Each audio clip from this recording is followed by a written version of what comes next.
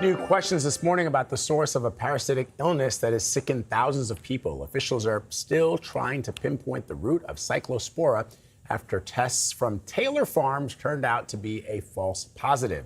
Despite that, the FDA says signs still point to the supplier. So if you're confused, you're not alone. CBS News correspondent Carter Evans breaks down what you need to know.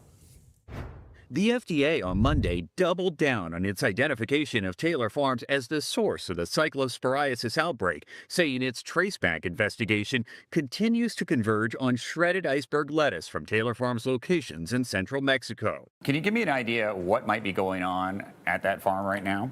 You have to test the water supply, make sure it is up to standard. And if it's not, you got to shut it down. Peter Pitts is a former associate commissioner of the FDA.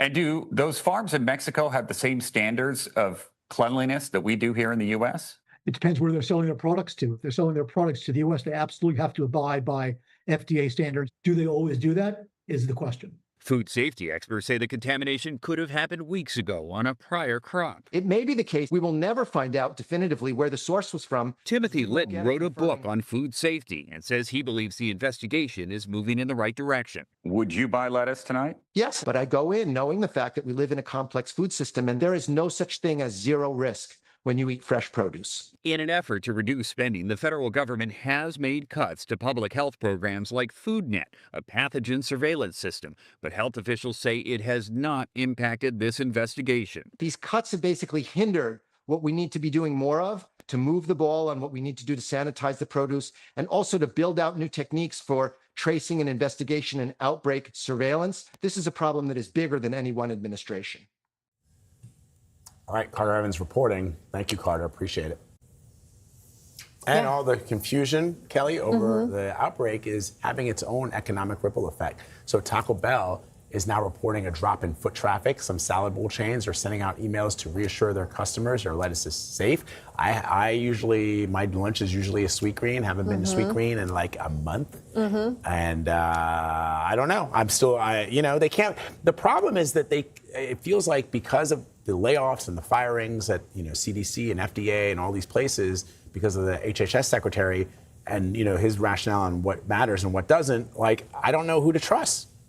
Yeah, I mean, in these recalls, it is often difficult to get to sort of the root cause anyway, because, you think about it, our food supply chain is very complex, right? And so people are like, whoa, it was Taco Bell. Wait, where did Taco Bell get, right. And it sort of goes back and forth.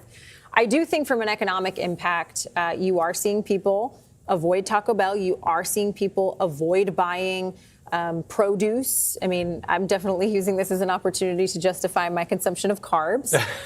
But I was actually looking at, there was a 2018 romaine lettuce issue. It was an E. coli outbreak. Yep. And it caused significant economic damage, anywhere from, the estimate from the UC Davis was $280 million to $350 million. So it's quite significant. You think about, there's going to be food that is not damaged that goes to waste. There's going to be brand risk.